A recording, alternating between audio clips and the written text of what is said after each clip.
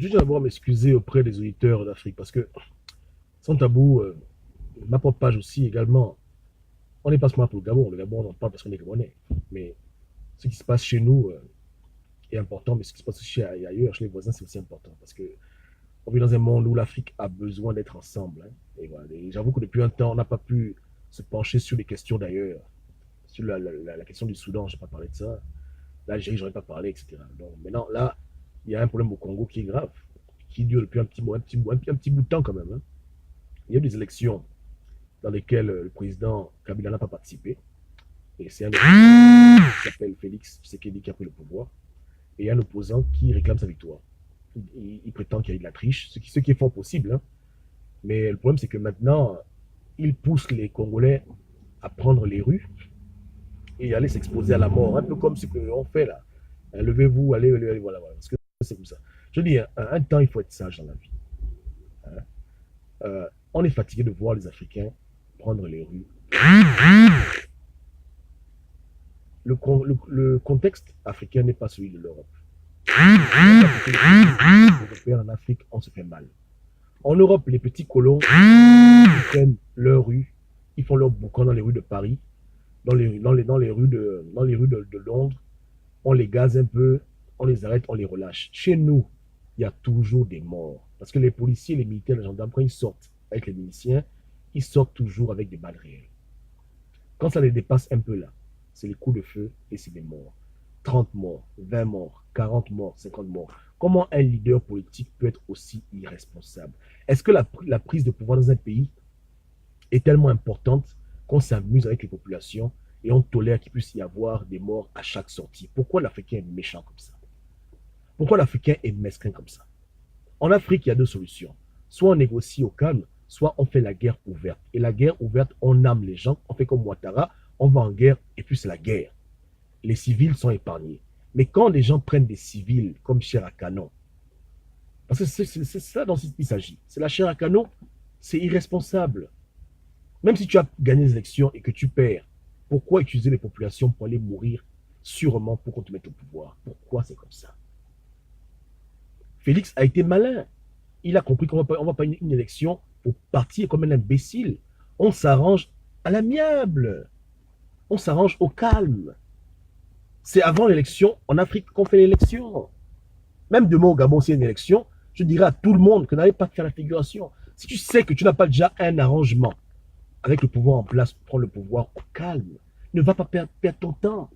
À part si tu as une armée pour faire la guerre comme Ouattara, mais ne compte pas sur les populations innocentes, mal équipées, maigres, gringalettes, pour aller mourir devant les militaires pour te mettre au pouvoir. Ça, c'est méchant.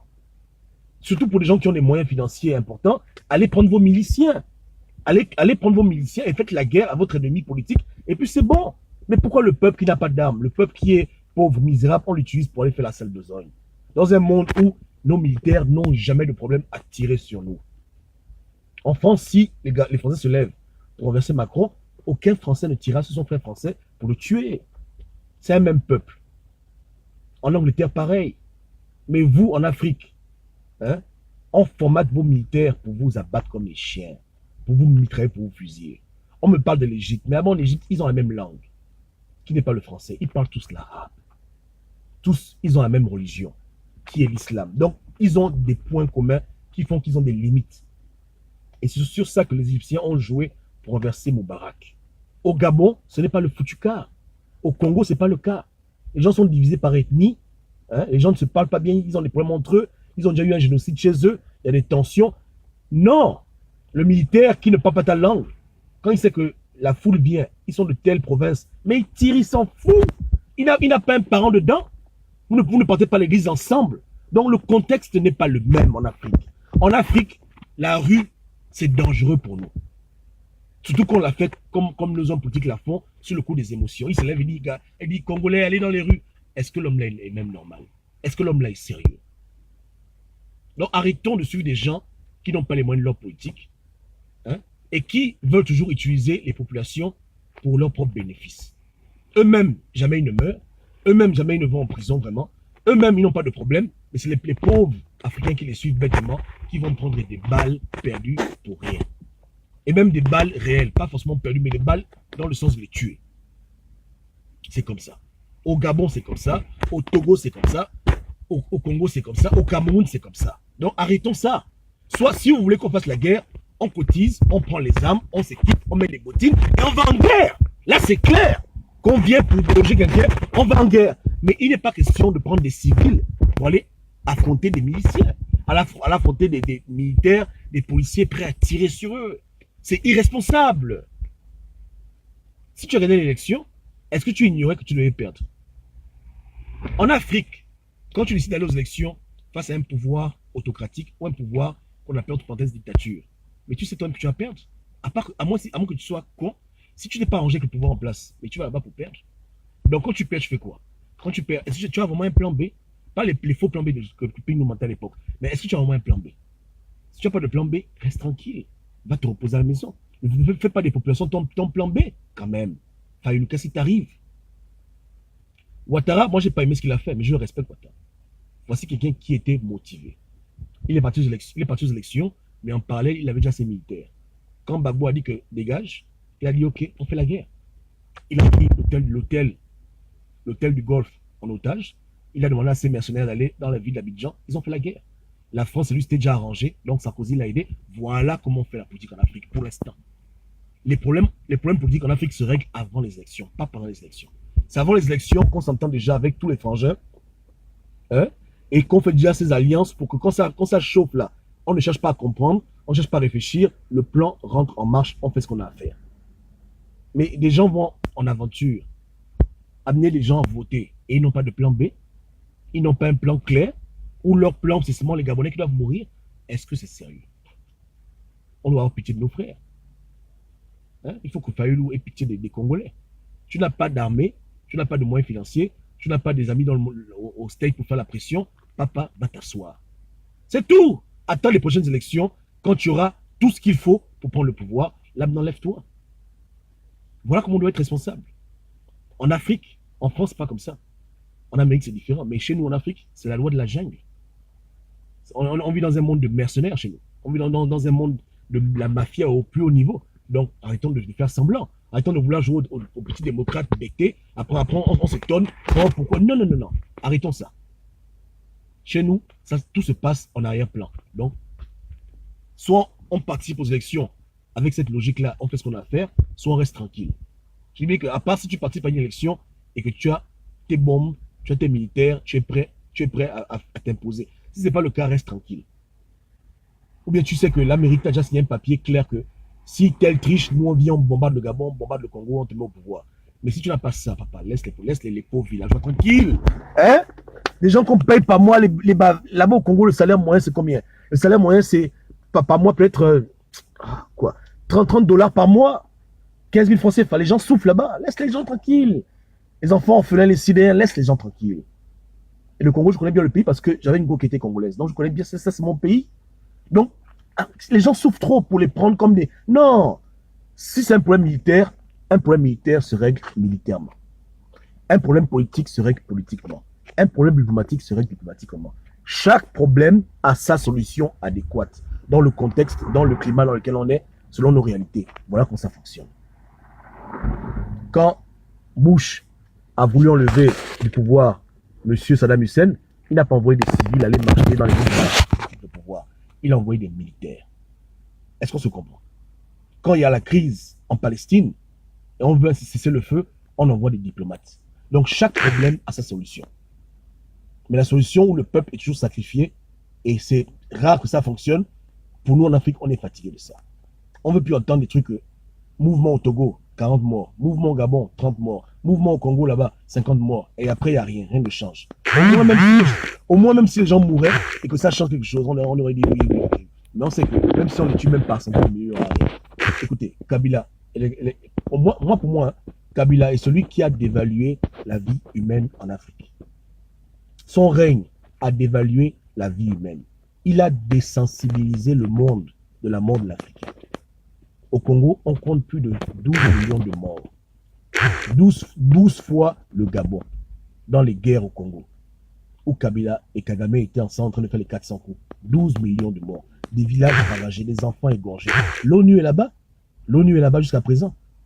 Les gens témoignent des atrocités incroyables. Même le monsieur qui a reçu le prix Nobel de la paix, le docteur Mukwege, hein, désolé son nom, j'arrive pas à le prononcer. Mais il est au Congo, il raconte lui-même, il témoigne comment les filles, on les met les filles dans le sexe, on tire, on les viole. Mais écoutez, là-bas, c'est l'enfer sur terre, à quelques kilomètres du Gabon. Ils sont pas loin, là, ils sont au nord du Gabon, là-bas. Hein? L'atrocité qu'il y a là-bas est incroyable. 12 millions de morts. Donc, à cause de ça, la vie des Bantous ne vaut plus rien aux yeux du monde. Voilà pourquoi le monde est devenu insensible. S'il y a une marche en France, et que dans la marche en France, il y a 40 morts, ce sera un problème grave. Mais chez nous, en Afrique, ça ne dit plus rien à personne. Je vous mets au défi. Cherchez, regardez vous-même, hein. Attendez un mouvement d'humeur dans un pays africain noir. S'il y a des morts, vous ne verrez pas CNN, France 24 venir parler de ça. Ce n'est pas un problème. C'est devenu une habitude chez eux de voir les nègres mourir quand ils prennent le but. C'est devenu naturel. Parce que la vie du monde ne vaut plus rien à leurs yeux. Mais si la vie de l'Africain ne vaut plus rien aux yeux du monde, mais quand même, nous, Africains, notre vie a quand même une valeur. Donc, arrêtons de faire n'importe quoi dans cette Afrique. Soyons responsables, soyons intelligents. Si c'est la guerre pour libérer l'Afrique, faisons la guerre. J'ai bien dit, achetons nos armes, on forme les militaires, on va libérer l'Afrique en la guerre. Mais arrêtons de vouloir faire des civils, des guerriers, sans les équiper des gens qui sont gringalets, qui ne mangent pas par jour, qui n'ont rien pour des problèmes politiques. Parce que je vous rassure hein, que Martin Fayulu ne se bat pas pour libérer le Congo, hein. Il se bat pour le pouvoir, pour une alternance politique. C'est comme au Gabon. Ping va pour le pouvoir, mais parce que Ping est là pour libérer le Gabon. Le Gabon va toujours être esclave. Au Cameroun, même chose, quand on prend le pouvoir pour enlever Paul Biya, est-ce que la France va partir pour autant? Non, rien ne change, c'est seulement la bouille qui change. Donc on ne parle que d'un changement de surface. Ça vaut la peine que les gens aient mourir pour ça. Si au moins on parlait de la souveraineté de l'Afrique, que l'Afrique veut maintenant gérer ses ressources naturelles, la vraie révolution comme en Haïti, là ok, je peux comprendre. Mais on ne parle même pas de ça. On parle d'un problème qu'un gars est fâché parce qu'il voulait prendre le pouvoir pour devenir le nouveau nègre de maison. Voilà. Est-ce que les Juifs vont arrêter de prendre le diamant au Congo? Est-ce que les Américains vont arrêter de prendre le pétrole là-bas? Est-ce que les minerais, le coltan va arrêter d'être volé par les compagnies comme Samsung, etc. parce que Fayoul va prendre le pouvoir? Pas du tout. Il vient, il s'assoit, il bouffe son argent, il mange. Donc lui, il a ses projets de vouloir bouffer son argent. Il utilise les pauvres Congolais pour aller faire sa sale guerre.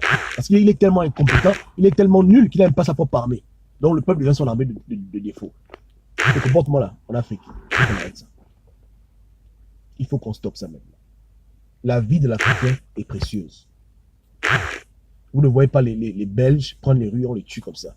Vous ne voyez pas les Italiens prendre les rues, on les tue comme ça. Dans tous les pays de la Terre, il y a des émeutes. Même, je m'appelle il y a peut-être 5 ans de cela, en Angleterre, lorsque l'État anglais a voulu changer la loi par rapport aux élèves, en disant que les élèves vont maintenant prendre des prêts, ils vont rembourser, comme au Gabon là. Bon, même pire qu'au Gabon. Mais les élèves ils ont brûlé Londres, ils ont fait le bordel là-bas. Combien sont morts? 0. Mais on voyait les enfants gabonais aller casser les magasins, brûler dans la colère. On va compter les morts par centaines. C'est une évidence pour moi. Même là, au Gabon, il y a eu un petit mouvement, on est déjà en deuil. Il y a un élève gabonais qui est mort à Oyem. On n'est pas en France, on n'est pas au States. Arrêtons de nous comporter comme des idiots. C'est pas le même pays, c'est pas les mêmes réalités, c'est un monde différent. Et dans les pays arabes, je veux que vous répétez que là-bas, malgré leurs problèmes, ils ont des points communs. Ils ont la même religion. C'est tous des musulmans. Ils parlent la même langue. Nous, on n'est pas comme ça. En Afrique, on est divisé. Tu as un côté les Mboshi, un côté les Bateke, un côté les machins, les Lingala, les Balouba. Et c'est ça là que la guerre, les conflits, c'est tout ça. Parce que malheureusement, dans beaucoup de pays d'Afrique, le vote, il est ethnique. Hein? Ouais, non?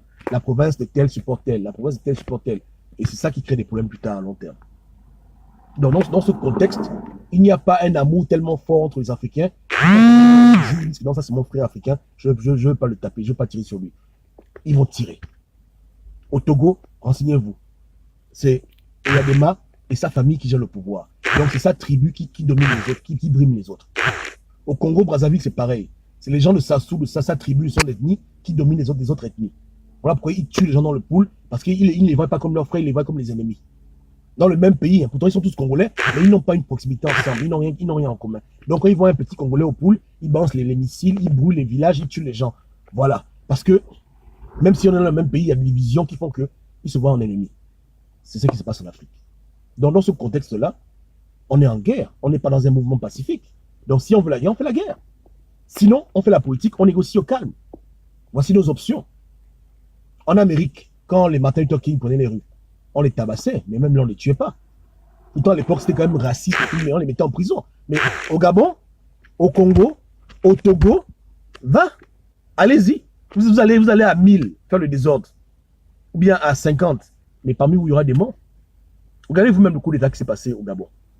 Moi, j'aurais été général dans l'armée gabonaise. Mais je n'aurais pas tué les enfants. J'aurais dit, écoutez, vous avez fait une erreur. Laissez les fusils. On entre à la caserne. On va s'arranger au calme. Parce que je vois que c'est un groupe de 5 Gabonais, 10 Gabonais qui ont pris ils peuvent faire quoi? Sinon, on les tue. Mais malgré ça, quand même, il y a eu des morts. Parce que je vous garantis qu'il y a des gens qui s'en foutent au Gabon. C'est que s'il peut tuer, il va tuer. Hein? Donc, la bande à Kelly. Moi, j'aurais été commandant, j'aurais dit non. Ce sont les enfants, il faut les laisser. Laissez les armes, ils allaient laisser les armes. On ne va rien vous faire, venez. On comprend votre frustration, mais vous avez mal agi, en prison 1 mois, puis vous sortez. Mais au Gabon, il fallait que le sang coule. Pourquoi ils ont tiré sur les enfants? Pourquoi ils ont tiré sur Kelly? Pourquoi ils ont fait ça? Pourquoi ils ont tiré sur les pauvres petits garçons qui n'ont même tué personne? Ils ont seulement voulu faire un populaire. Pourquoi ils ont fait ça? Parce qu'il y a des gens qui n'ont pas d'amour pour les Gabonais. Un vrai militaire gabonais qui aime le Gabon de manière globale, qui ne fait pas les favoritismes, que toi tu es bas pour nous, moi je suis fan. Quelqu'un qui aime tout le monde en tant que Gabonais, un vrai patriote ne peut pas tirer sur un Gabonais comme ça. Pour de telles raisons. Si c'est un bandit, d'accord. Si c'est ok. Mais quelqu'un qui veut que son pays s'émancipe, qui fait un appel à la rue, moi je ne vais pas tirer. Je vais dire non. Je ne tire pas sur lui. Je refuse de tirer sur lui. Pourquoi je tire sur lui? On doit l'arrêter, on peut le taper, mais on ne doit pas le tuer. Parce que moi j'ai des états d'âme. Je vois le Gabonais comme mon frère. Mais il y a des Gabonais qui voient pas les autres comme leurs frères, ils voient les autres comme leurs ennemis. Ils sont dans leur groupe ethnique ou bien dans leur secte, ils n'ont rien à foutre du reste. Et ça, on les retrouve partout en Afrique. Voilà, on vit les mêmes choses. On prend les rues, on nous tue, on demande quoi. Mais le Français, mettez-vous dans la peau d'un Français. Le Français, là, il a ses ordres. Mais il voit qu'en route, là, il y a sa famille qui est en route. Parce que là-bas, ils sont tous Français. Même s'il y a des Arabes, des Noirs, mais ils sont tous Français. Ils n'ont pas comme chez nous les divisions où ils ont les ethnies, français, bah pour nous, non, ils sont Français, point barre. Peut-être un de Bretagne, ils ont un peu l'accent, ça s'arrête là. Leur différence, ça s'arrête au niveau de comment ils parlent un peu français. Point barre. Point barre. Hein? Donc, quand le militaire français est debout comme ça, et il sait que les élèves manifestent pour un droit qui est légitime, que les gars manifestent pour un truc qui est normal, même si on dit, écoute, tire, beaucoup vont dire, je ne tire pas. Ils vont dire, bah, parce que c'est leur enfant, c'est leur famille, c'est leur peuple. Ils ont la proximité avec leur peuple. Mais en Afrique, on n'a pas ça. Il y a des gens à la Gère qui ne parlent même pas français. Ils ne parlent même pas une langue du Gabon. J'ai parlé, je répète, hein, il y a des gens là-bas, dans les gardes républicaines de nos pays respectifs, qui ne parlent même pas la langue du pays. On ne sait même pas où ils sortent. C'est-à-dire que le mec, il est vraiment, mais il n'est même pas un peu congolais, gabonais. Il vient d'ailleurs, d'un autre pays lointain. Donc, il n'a aucun état d'âme. Il n'a aucune pitié. Il n'a aucun remords. S'il décharge sa mitraillette, il décharge tout. Il ne va pas se dire que non, il y a tantine dedans, il y a tonton, il y a le neveu, il y a le parent, le collègue de classe. Parce qu'on a tous rendu au pays, donc on a des collègues qui ont dans différentes ethnies. On a pris avec des Bapounou, des Miélés, on est ensemble. Donc, tu sais que quand tu es militaire au Gabon, tu as rendu au Gabon, tu sais que dans la foule là, il y a forcément le frangin avec le frangin. Ou bien une frangine, bien une amie. Voilà. Donc, tu as des réserves. Mais le gars qui vient d'ailleurs, il vous voit tous comme des étrangers, il n'a rien à cirer. Il prend son fusil, il dépose, il tire ses balles. Et on compte le mort. Point barre. S'il faut décharger 100 balles, il décharge 100 balles. Parce que ce n'est pas son problème. Ce n'est pas son problème. Est-ce qu'on se comprend? Donc, changeons le game. Hein? Deux options. On négocie comme Félix Tshisekedi. Il a pris le pouvoir au calme, il a négocié avant. Ou on fait la guerre comme Ouattara. Point barre. C'est tout. C'est tout. Voilà deux hommes responsables. Et ce n'est pas mes amis, hein, mais dans leur façon de faire, ils sont logiques. Ouattara n'a pas dit que je compte sur les gens de Burkina Faso, en Côte d'Ivoire. Il a dit non, c'est un petit problème. J'ai mes militaires, j'ai la France. On roule. Félix Tshisekedi a dit que non. Je ne compte pas sur les pauvres paysans. Je vais aller négocier avec le pouvoir. Kabila est un dictateur. Forcément, il a peur de quitter le pouvoir. Il sait que s'il quitte le pouvoir, il va aller en prison. On va l'attraper, on va lui prendre l'argent. Donc, comment faire? On s'entend, dit Frangin, quitte le pouvoir au calme. Moi, je te garantis que tu gères l'Assemblée, tu gères le Sénat, voilà ton argent, voilà tes privilèges, tu as l'immunité, ta famille est à l'aise, c'est tranquille, je pense, il n'y a pas de problème, on signe, on signe. Voilà, un peu comme au Congo, Brazzaville, où il y a eu entre Lissouba et Sassou une entente, parce que voilà, ils se sont entendus. Même si après, je reconnais que Lissouba a voulu rouler Sassou dans la farine, mais ils se sont entendus. Pour nous, en Afrique, c'est le niveau là où on est. Parce qu'en Afrique, chez nous, tout le monde n'est pas nous. Je répète, chez nous, tout le monde n'est pas nous. Hein? Tout le monde n'est pas nous chez nous et tout le monde n'a pas l'amour de son prochain. Tout le monde n'a pas des états d'âme, tout le monde n'a pas des réserves. Beaucoup de gens n'ont rien à cirer. Eux, s'il faut que 1000 Gabonais meurent, 1000 Gabonais vont mourir. Si c'est 1 million de Congolais, ils n'ont rien à foutre. Tant qu'ils gardent, tu vois un peu, non? Il y a des gens comme ça, des petits rebelles partout. Donc, ouais, non? Pour l'instant, il y a trop de gens comme ça qui peuvent foutre le bordel. Donc, on négocie au calme ou on fait la guerre. La guerre, tu as ton armée, ils sont équipés, et puis c'est bon, tu assumes. Ouattara est président, voilà, le deuxième mandat, le troisième mandat. Il n'y a rien. Hein? Félix est au pouvoir, voilà. Lissouba est au pouvoir. Bon, la France a fait ça dur, mais il a pris le pouvoir. Il y a eu des élections au Congo, tranquillement. Ils se sont arrangés, papa. Ils se sont arrangés. Hein? Voilà. Donc, moi, je dis à Martin Fayulu que laisse tomber l'affaire là, laisse les Congolais tranquilles. Hein? Le Congo, c'est aussi notre pays. Donc, laisse les Congolais tranquilles. Arrête de les utiliser pour aller faire ta guerre. Tu n'as pas les moyens de ta politique, c'est pas grave. Prochaine élection, avant d'aller mettre ton tabou dans le ballot, tu sais que tu es en Afrique, donc avec tes trucs du droit de l'homme, beaucoup de conneries, vis avec tes réalités, va voir les Américains, va voir les Français, va voir les Belges, fais tes accords au calme, ou bien, va en Angola, tu prends tes militaires, tu les armes, tu les équipes, tu vas aux élections, on te triche, tu dis bon, on fait la guerre. Point barre. Et pas la guerre contre les populations, la guerre contre ceux qui ont au pouvoir. Militaire contre militaire, c'est dosé. Tu vois un peu le way, non? Voilà. Donc, toi, tu t'arranges au calme, soit tu fais la guerre, mais laisse les populations congolaises tranquilles. Et un peu pitié des Congolais qui n'ont jamais même vu le pays des Blancs. Ils souffrent, ils ne mangent pas bien, ils sont misérables. Voilà. D'abord, même au niveau même de la rue, quand tu compares le Français moyen avec le Ghanais moyen, le Congolais moyen, mais il n'y a pas de match. Moi, j'ai vu des Congolais, hein, depuis 2 ans, ils travaillent comme professeurs enseignants. On ne le paye pas. Ils portent les chaussures avec les bouteilles qu'on perce et puis on met les fils. Hein? Les élèves cotisent pour donner un peu un 100 francs. J'ai vu ça de mes propres yeux. Les gens, la galère là-bas, les gens sont pauvres, misérables. Ils ont quelle énergie même pour se mettre debout? Mon Dieu. On parle de quel peuple ici? Hein? Ils sont misérables. Comment un peuple qui ne mange pas par jour 3 fois, il ne mange par jour peut-être 1,5 fois par jour? Un peuple qui galère, un peuple qui est déjà faible, tu vas le prendre comme la chair à canon. Tu es un homme, tu es irresponsable. Prends ton argent, paye-toi tes militaires. Hein? C'est quoi ça? Le français moyen, il est mignon. Prends un français dans une... Écoutez, allez sur Google maintenant. Tape français, tape élève français. Je vous mets au défi. Tape élève français.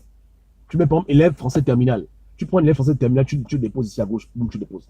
Tape maintenant Gabon ou bien Congo, élève terminal. Mais c'est le jour et la nuit. L'élève terminal gabonais, il a les carences. Hein? Le visage, les yeux rentrent dans le visage, la peau est sèche. Tu sens que là, ça ne va pas.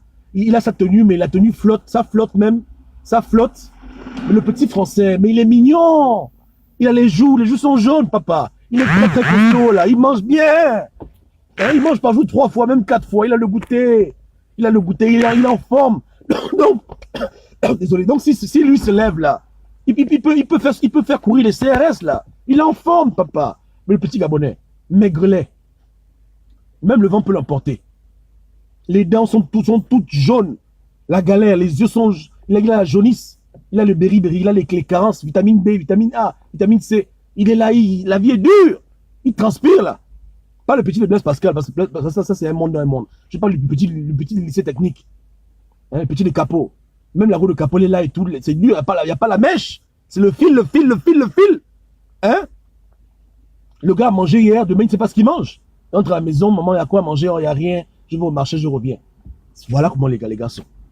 C'est quel peuple que tu veux prendre pour aller en faire une guerre de cette ampleur, de ce niveau? Arrêtons d'être irresponsables. Hein? Ou bien, pourquoi vous allez rire, mais ne riez pas? Pourquoi vous pensez que l'Afrique a des problèmes au niveau des Jeux Olympiques. Moi, je vais vous dire la vérité. Parce que vous avez parlé de ça, ça fait 2 ans, les gens pensaient que je blaguais.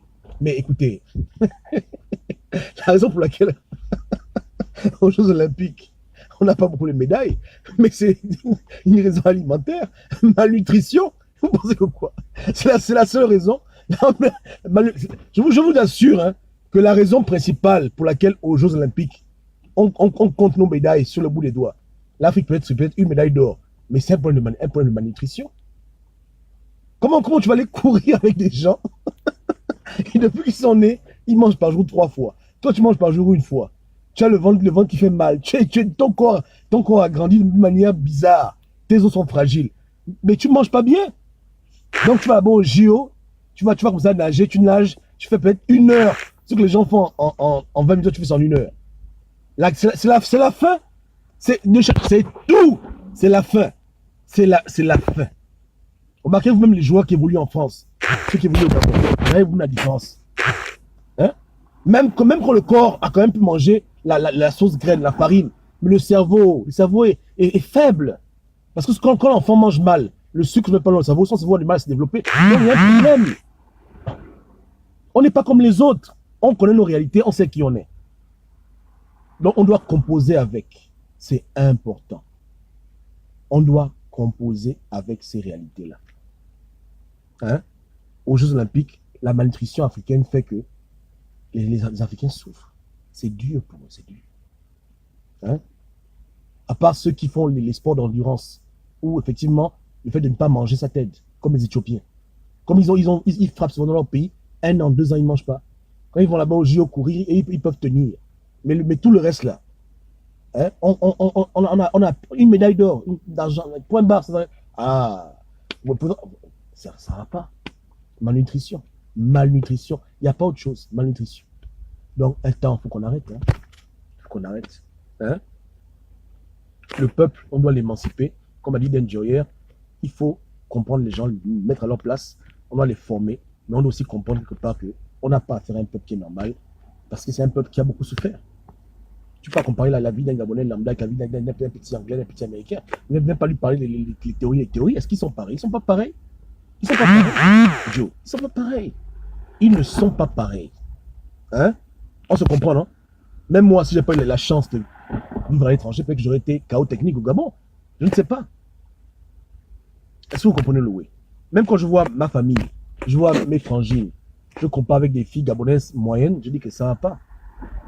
Quand tu vas voir mes frangines, tu vas dire que mes frangines, elles sont comme les Américaines. C'est vrai. Parce qu'elles ont mes soeurs du pays, qui ont grandi à Chibanga, sous le soleil, manger des atangas tous les jours, mais les pauvres, elles luttent, mais c'est pas facile pour elles. L'Africain souffre trop. Et on a besoin d'avoir des leaders responsables qui vont avoir l'amour des populations. Qui vont pas prendre les populations comme un tremplin, mais qui vont... Voilà. Maintenant, si le leader décide d'aller dans la rue avec les populations, il n'y a pas de problème. Mais les où ils se cachent, les gens vont mourir pour cadeau, non, on n'aime pas ça. Il faut aimer son peuple. Il faut aimer son peuple. Les Africains ont besoin des gens qui les aiment. Ils ont trop souffert. Donc dites à Fayoulou qu'il doit arrêter ses way, il doit arrêter ça. Il doit arrêter ça. Hein? Qu'il a dit aux gens de prendre les rues pour faire quoi? C'est fini. L'élection est passée. Prochaine élection, qu'il aille là-bas, il fera mieux.